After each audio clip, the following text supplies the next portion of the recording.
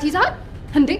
ዝም ብለህ ዛው ብለህ ሰው ቤት ገብተህ ያለ ምንም ፍቃድ ቤት መፈተሽና መበርበር አትችልም። አንቺ ስለ ጉለኔ አትነግሪኝ።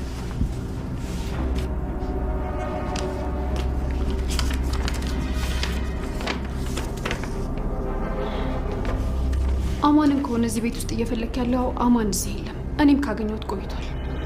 እሱን አልጠየቁሽ? ማን ያምጣው? እንደው አባባ ወጌሻን የሚተካ ቅጠል አያውቁም? እንደው የሚጠግን እንደው ማታመጪው ጨዋታ የለ። ይሄን አባባል ደግሞ ኬት አመጣሽው? ሸክላ ሰሪ በገር ይበላል አሉ። እንደው ስንት ሰው እያዳንክ ለራስ መሆን አቃተ?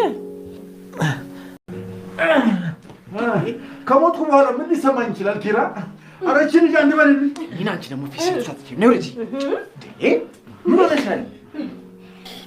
ውይ ድሮም ነብይ በሀገሩ አይከበርም። ኪራ ለጀርባ ህመም እኮ እንደዚህ ጀርባቸው ላይ ወጥቼ በእግሬ እንደዚህ ጭፍልቅልቅ በእጄም ጭፍልቅልቅ ባረጋቸው እኮ በአንዴ ነው የሚፈወሱት። አረ አይደል? ከየት የቀሰምሽ እውቀት ነው በእናትሽ? ስለዚህ የምታስቢው ነገር ማቆም አለብሽ። ቤተሰብ ማለት እኮ የአንድ ሰው ኃላፊነት ብቻ አይደለም፣ መተሳሰብ የሰፈነበት ነው። ይኸውልሽ ምንም ሆነ ምንም ኃላፊነት መውሰድ ያለብኝ እኔ ነኝ። ስለዚህ የምታስቢው እኔ አሁን ስለዚህ ጉዳይ ማንሳትና መከፋት አልፈልግም። ሃና አንድ ምነግርሽ ነገር ቢኖር እያንዳንዱ ሰው የራሱ ችግር አለበት።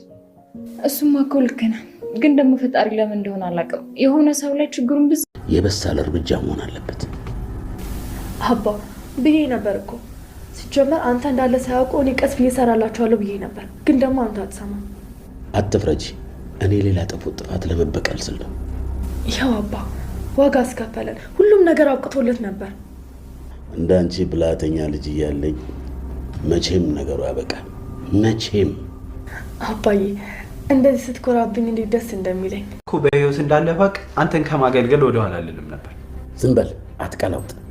አንተ እኮ በኔ ሞት የነገድክ ነህ። እንደዚህ ብላ አፍን አታጣፍጥ። አረጋሽ በላይ አልተረዳኸኝም እኮ። እኔ እኮ በሰዓቱ ነገሮች በሙሉ ተደፍተውብኝ ነበር። ቆይ አሁን እኔ ጋር የደወልከው እንደደፋ ፈልገህ ነው ወይ? አሁን ምንም ነገር መስማትም ሆነ መናገር አልፈልግም ቤቲ። ቆይ ግን ምንድነው እንደዚህ ባንዴ ተስፋ ያስቆረጠ? ገና እኮ በጣም ብዙ ጊዜ አለን። የትኛው ጊዜ ነው ያለን ቤቲ? በላይ እኮ ምንም ነገር እንዳናደርግ ነው አሳስሮ ቁጭ ያደረገን። ምን ተስፋ አለን? በፍጹም እኔ ዝም ብዬ ተስፋ አልቆርጥም። ሲቀጥል ደግሞ አማን ዝም ብሎ እዚህ ይመጣ አይመስለኝም።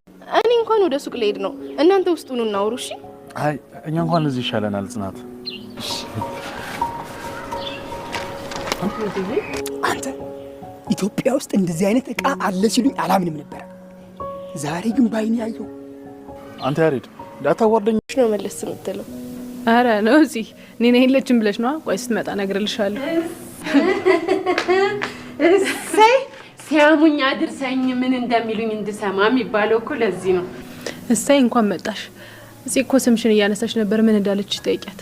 ተይ እንጂ ምሩ፣ እንዴ ልታጣይኝ ነው? ኒናዬ ስትቀልድ ነው። እሺ እኔ ምንም አላልኩም። እንደው እሺ እናንተስ ይሁን እንደው አባባ በእውቀት አንተም እዚህ ተቀምጠህ ከነሱ ጋር ታማኛለህ። እንደዚህ ግን ይቻላል? አላማሁሽም እኮ ጠዋት ያደረግሽኝን እየነገርኳቸው ነበር። ይኸው አልንቀሳቀስ ያለውን ሰውዬ እኮ ነው ይኸው እዚህ ሳሎን ድረስ ያመጣሁት። ሲጀመር እኮ የኔ